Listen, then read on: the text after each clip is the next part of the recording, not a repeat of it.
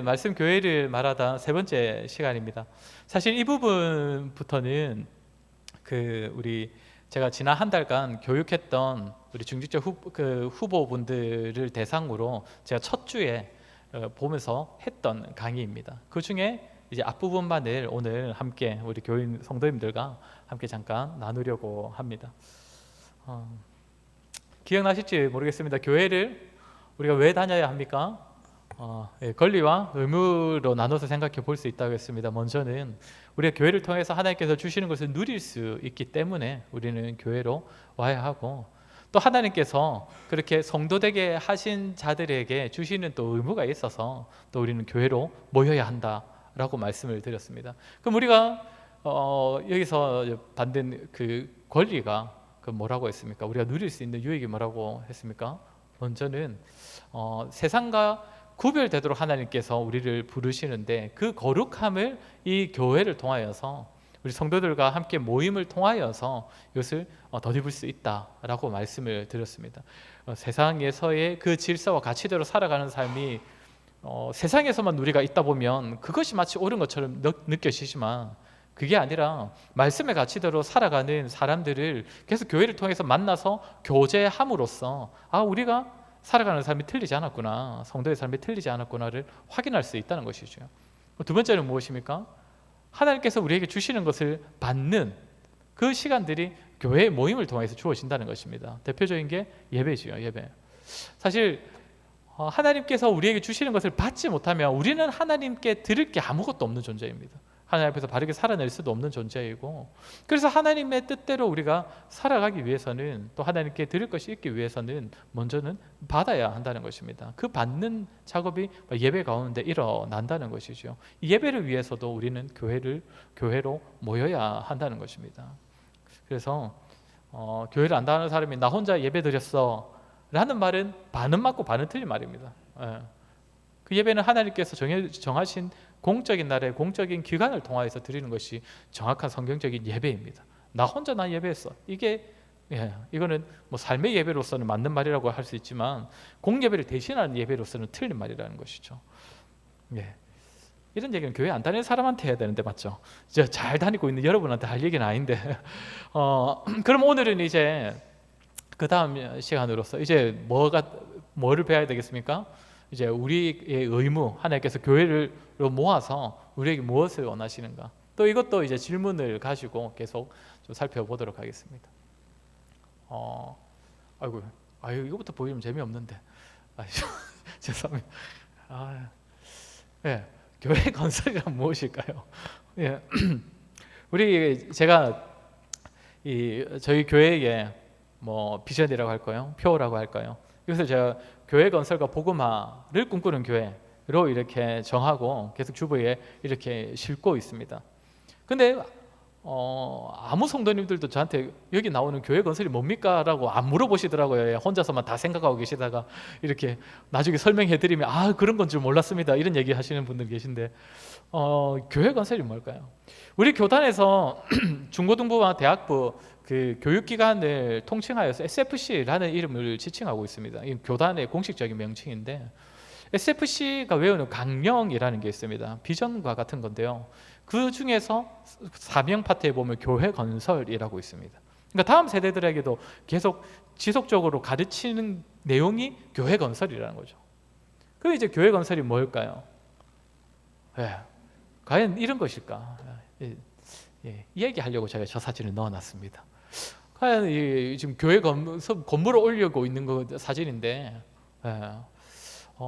과연 이런 건가? 이렇게 생각하는 사람들이 많이 있죠. 그래서 심지어 어떤 분은 제가 계속 교회 건설 이걸 비전으로 해놓으니까 저 목사님이 교회 건축 다시 하고 싶어가지고 목표를 정했구나, 이렇게 생각하는 분이 실제로 있었습니다. 그 한 분이 저를 그 얘기를 했었거든요.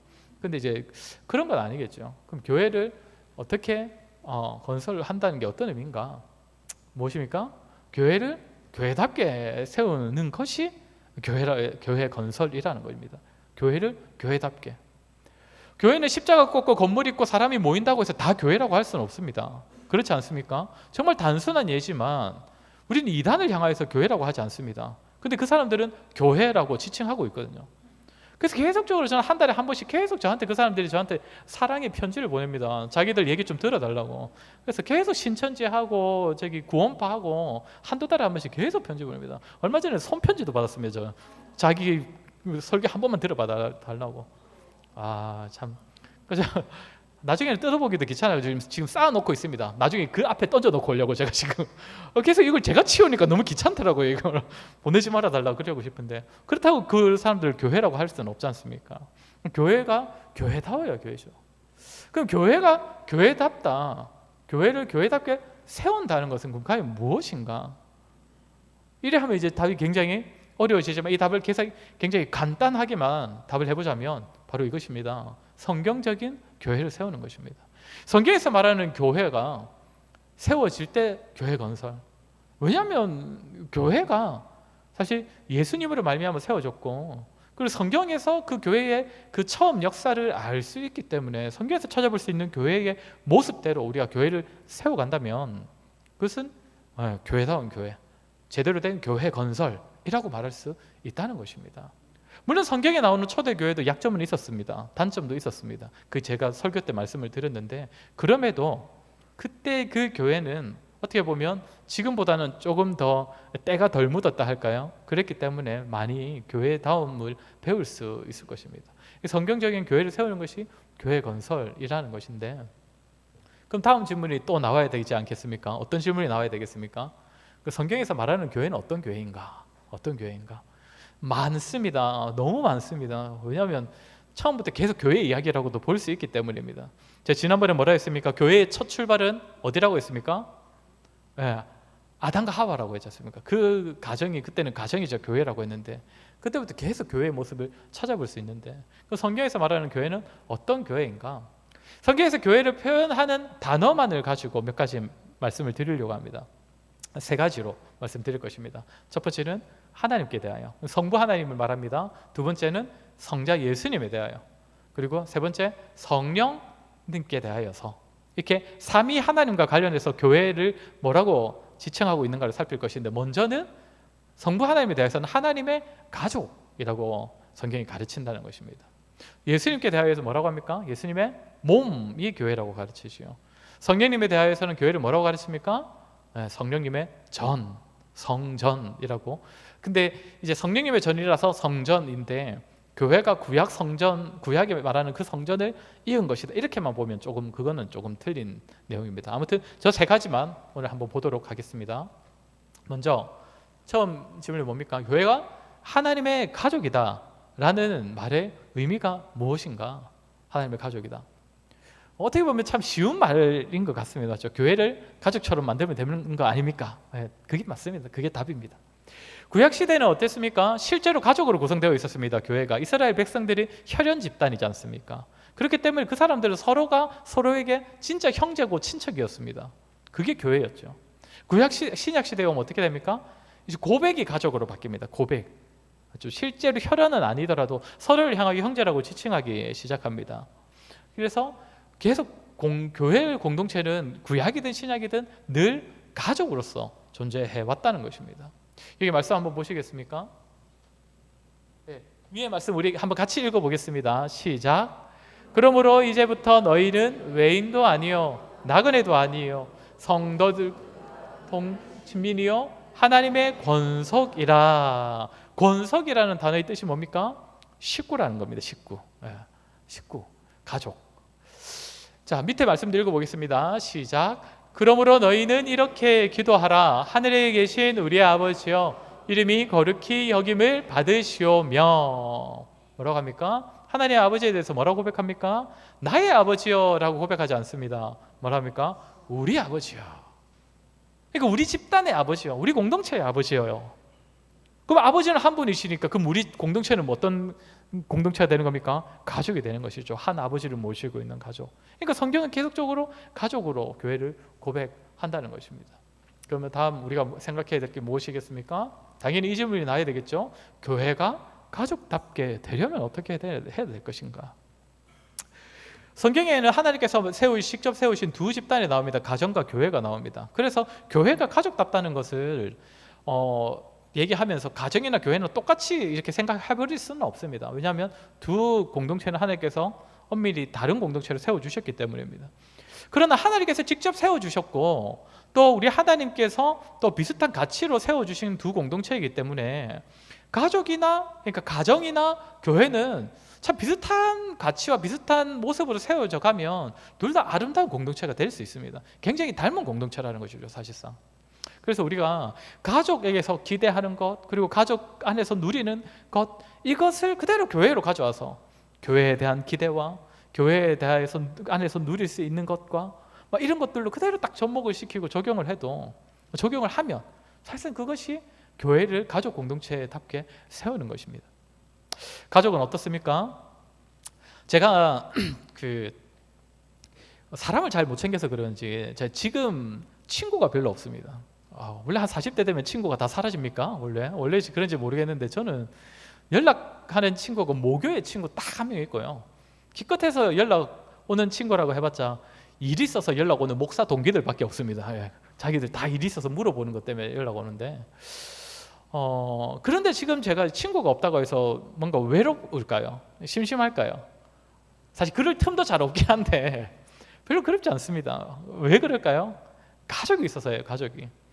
집에 가면 친구 부럽지 않을 그런 친밀한 사람들이 있지 않습니까? 가족이라는 게. 그래서 이 가족은 어떤 존재입니까? 영원한 내 편 아닙니까? 영원한 내 편. 맞죠? 그래서 밖에서는 남들한테 남들하고 갈등을 벌여도 집에만 가면 무조건 내 편을 들어주는 그 사람이 있다는 그 사실이 우리한테 얼마나 참 기쁨이 되고 또 행복이 됩니까? 그런데 맞죠? 가족이 그런데 때때로 남편을 들어주면 얼마나 섭섭한지 모릅니다. 그렇지 않습니까? 내가 생각했을 때 당신이 잘못한 것 같아. 이 얘기하면 그렇게 우리가 서러워지는데 그게 그만큼 이 가족에게 우리가 거는 기대와 마음이 있기 때문 아니겠습니까? 제가 집에서 그런 얘기를 듣는다는 건 아니고요. 아무튼 가족이 그런 공동체. 그렇다면 우리 교회 공동체는 또 어떻게 해야 되겠습니까? 영원한 내 편 같은 그런 지체들이 서로에게 되어 주어야겠지요. 제가 SFC에 간사로 12년을 몸담았다고 했었는데 간사 공동체도 맨날 가족 공동체 이걸 지향을 했었는데 그때 그 간사 공동체가 가지고 있었던 핵심 가치 5개가 있습니다. 그 중에 첫 번째가 무엇이냐면 신뢰인데요. 신뢰. 근데 그 신뢰를 간사들끼리는 뭐라고 정의를 해놓았냐면 이런 말로 정의해 놓았습니다.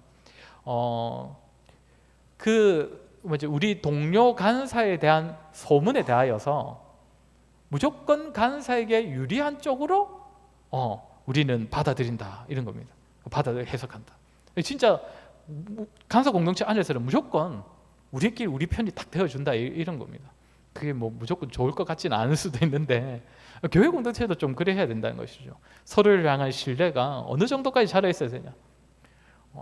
남이 잘 모르는 사람이 딱 우리 교회 얘기할 때 우리는 그 얘기 딱 자르고 절대 그렇지 않다는 것을 딱 말도 하고 아무튼 우리가 참 교회가 가족이라는 생각할 때 좀 이런 모습들이 있었으면 좋겠습니다. 실제 가족과 같은 그런 친밀함, 서로에 대한 신뢰, 또 서로 그 끈끈한 유대 관계, 좀 이런 것이 있는 공동체가 될 때 우리 교회가 가족다운 가족 같은 그런 공동체, 하나님의 가족이 될 수 있을 것입니다. 두 번째입니다. 무엇입니까? 교회는 예수님의 몸이다라고 했습니다. 오늘 우리가 성찬을 했었는데 교회가 예수님의 몸이다라는 말의 의미가 무엇입니까? 우리가 아마 다다 한 2주 뒤에쯤 다루게 될 본문일 것 같은데 우리 말씀 한번 같이 읽어보겠습니다. 시작. 또 만물을 그의 발 아래에 복종하게 하시고 그를 만물 위에 교회의 머리로 삼으셨느니라. 교회는 그의 몸이니 만물 안에서 만물을 충만하게 하시는 이의 충만함이니라. 교회가 뭐라고 합니까? 예수님이 교회의 머리이신데 그로 인해서 교회는 하나님께서 만물을 충만하게 하시는 그 이의 충만함이 교회다. 이 말이 굉장히 이것도 참 어렵게 되어 있는데 결국 이 말입니다. 하나님께서는 하나님의 이 땅 가운데 온 만물 가운데 하나님으로 가득하게 되기를 원하십니다. 그게 무슨 말이냐면 하나님의 영광이 가득하기를 원한다는 건데 하나님이 계속 드러나셔서 모든 만물이 하나님을 하나님으로 인정하고 하나님께 영광 돌리게 되고, 그래서 그 하나님의 다스림이 완전하게 펼쳐지는 그때, 그것이 이제 그 하나님으로 충만하게 되는 것인데, 그게 이제 사실상 그리스도로 충만한 상태인데, 그 충만한 상태가 어디에서부터 시작되냐면 교회 안에서 시작된다는 겁니다. 교회에 먼저 그 하나님의 영광과 다스리심이 충만하여서 그 충만함이 이제 만물의 충만함으로 퍼져간다는 것이죠. 사실 이것이 진짜 교회가 얼마나 영광스러운 공동체인지를 말해주는 구절인지 모릅니다. 하나님께서 만물을 충만하게 하시는데 그 이전에 교회를 충만하게 하신대요. 그래서 종교개혁자 칼빈은 이 구절을 해석하면서 그렇게 말했습니다. 교회는 종말을 미리 맛보는 곳이다. 무슨 말이겠습니까? 종말이 되면 완성된 하나님 나라가 임하면 그때는 하나님의 영광이 가득하겠지요. 그때는. 지금은 아직 아니지 않습니까? 그런데 교회는 그 때를, 그 종말의 때를 미리 경험할 수 있다라고 하는 겁니다. 교회가 교회답게 세워지면 정말 하나님의 영광으로 충만하여서 모든 이들이 이 교회 공동체에 오면 하나님의 임재를 경험하고 하나님께서 이곳을 다스리고 계시다는 것을 충만하게 경험할 수 있다는 것이죠. 칼빈이 교회는 종말을 미리 경험할 수 있는 곳이다라고 말을 했다는 것입니다. 그렇다면 이제 이거는 제가 구절을 얘기한 거고, 교회가 예수님의 몸이라는 의미가 뭐겠습니까? 크게 이런 것들로 생각해 볼 수 있을 것입니다. 모든 성도는 그리스도께 연합되어 있다. 그리고 각자가 그리스도께 연합되어서 서로와 연합되어 있다. 그리고 마지막으로는 예수 그리스도는 교회의 머리다. 그럼 또 질문을 던져봐야 되겠죠. 교회가 예수님의 몸다워지기 위해서는 어떻게 해야 할 것인가? 예수 그리스도께서 다스리시는 교회가 되어야 하겠죠.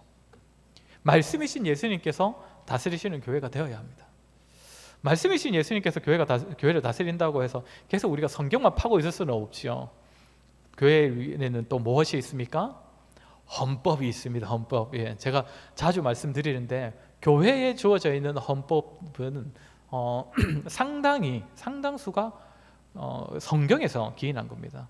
그래서 우리는 다음 주에 그 헌법을 근거로 공동회의를 할 겁니다. 그게 다 헌법에서 비롯되는 것이거든요. 그래서 어쨌든 교회가 말씀이신 예수님의 다스림을 받는 교회 공동체로 되어가는 것, 그것이 예수님의 몸다운 교회로 세워지는 비결일 것입니다. 또 하나 생각해 볼 것은 무엇입니까? 우리가 몸이라는 표현에서 생각해 볼 수 있는 게 뭐가 있습니까? 몸은 뭐 하나만 빠져도 굉장히 불편해집니다. 그렇지 않습니까? 뭐 한 군데만 아파도. 제가 아직 팔이 잘 안 나와가지고 팔이 계속 아픈 상태인데, 이거 저는 오른손잡이라서 왼손이 아픈 거는 그나마 낫거든요. 그럼에도 이거 하나 아픈 게 얼마나 생활에서 불편한지 모릅니다. 잠자는 것도 힘들고요. 성도님들도 다 경험해 보지 않으셨습니까? 가장 필요 없을 것 같아 보이는 왼쪽 새끼 발가락, 그 문틈에 한번 찌면 얼마나 아픕니까? 맞죠? 바로 주저앉아가지고 이러고 있지 않습니까? 그만큼 그 신체 일부가 우리한테는 엄청난 영향을 끼치거든요. 교회가 몸이라는 겁니다. 그러니까 우리는 한 사람이 아프거나 한 사람이 부재한 것을 아파할 줄 알아야 하는 것이죠. 허전해할 줄 알아야 하고, 그런 모습으로 교회가 세워질 때 예수님의 몸다운 교회 공동체가 된다는 것입니다. 마지막입니다. 무엇입니까? 교회는 성령님의 전이다 라는 것의 의미는 무엇이겠습니까? 예, 말씀 같이 한번 읽도록 하겠습니다. 시작. 너희 몸은 너희가 하나님께로부터 받은 바 너희 가운데 계신 성령의 전인 줄을 알지 못하느냐? 너희는 너희 자신의 것이 아니라. 예, 이제 우리 몸이 우리 자신의 것이 아니라고 합니다. 성령의 전, 성령을 쫓아 살아가는 것이죠. 성전이라고 했을 때 동일한 의미는 아니었지만 우리 이제 그 한 사람 한 사람은 이제 성전이라고 볼 수 있는데, 이들의 모임이 그 성전이라고도 볼 수는 있습니다. 성전은 무엇입니까? 구약시대의 성전은 하나님의 임재의 상징입니다. 하나님께서 임재하시겠다고 약속하신 곳입니다. 그 장소죠. 그러면 이제 교회가 성령의 전다워지려면 어떻게 해야 할 것인가? 이것도 바로 질문을 던져보겠는데 어떠하겠습니까? 성전, 우리가 성령의 전으로서 하나님의 임재의 상징, 그러니까 하나님께서 이 땅 가운데 임재해 계시다는 것을 잘 보여주고 나타내는 공동체가 교회라는 것이거든요. 자, 이것을 우리가 생각했을 때 또 우리가 성령의 전답게 교회를 세우려면 어떻게 해야 되겠습니까? 제가 지난번에도 말씀을 드렸던 건데 마지막으로 이게 말씀드리고 마치겠습니다. 저는 저희 아버지가 지금은 돌아가셨는데 저희 그 큰아버지하고 나이 차가 좀 있으셨거든요. 이제 그 중간에 고모가 계셔가지고 그런지 한 10살 정도는 차이 났던 것 같은데, 그랬는데 이제 저희 아버지는, 그러니까 큰아버지는 형제인데도 막 존댓말을 쓰고 막 이렇게 할 정도였거든요. 근데 나중에 제가 조금 나이 들면서 안 사실은 저희 아버지가 큰아버지를 굉장히 싫어한다는 겁니다. 정말 싫어하시더라고요. 그래서 제가 어느 정도 크고 나서는 제 앞에서 그렇게 큰아버지 욕을 자주 하셨어요. 그렇게 막 이렇게 그랬는데 그럼에도 한 번도 큰아버지하고 싸우질 않으시더라고요. 다투질 않으시더라고요. 그러니까 뭐 제 아버지 얘기만 들었을 때는 이건 화를 한번 내도 될 것 같은데 절대 안 내시더라고요. 근데 언제 처음으로 딱 큰아버지한테 딱 큰 소리를 쳤냐면 할머니 장례식에서. 그러니까 알고 보니까 무엇이냐면 저희 아버지는 굉장히 효자셨거든요. 그래서 할머니 모시고 살았는데 할머니 앞에서는 절대 안 싸우려고 했던 거예요. 그러니까 그 부모님 앞에서는 절대 형제간에 안 싸우려고 한 거죠. 근데 딱 돌아가시자마자 장례 치르는 첫날 밤에 큰아버지 앞에서 확 이렇게 노하면서 화를 내시더라고요. 그래서 좀 그렇구나 이런 생각이 좀 들었는데 어떠합니까?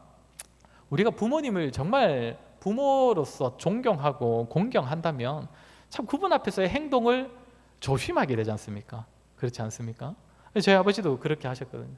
저희도 이 공동체가 성전으로서 아버지 하나님이 임재해 계시다라는 생각을 계속 하게 되면 우리는 그 말을 굉장히 의식하고 서로를 향한 행동에서 굉장히 좀 조심하게 될 것 같습니다. 쉽게 싸우지 못하지 않겠습니까? 저희 아버지가 그랬던 것처럼 쉽게 남욕하지도 못할 것입니다. 왜요? 아버지 하나님이 여기 계신데 그 생각을 하면 우리가 함부로 할 수가 있겠습니까?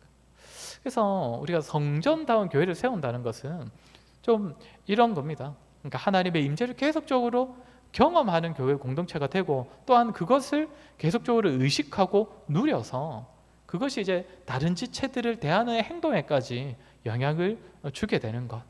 이때 우리가 성전다운 교회를 세우게 된다는 것입니다. 정리하겠습니다. 교회는 하나님의 가족입니다. 예수님의 몸입니다. 성령님의 전입니다. 이 사실을 우리가 기억하면서 정말 성경에서 말하는 교회다운 교회를 우리 교회로 세우기 위해 힘쓰는 저와 여러분 되기를 주의 이름으로 간절히 소원합니다.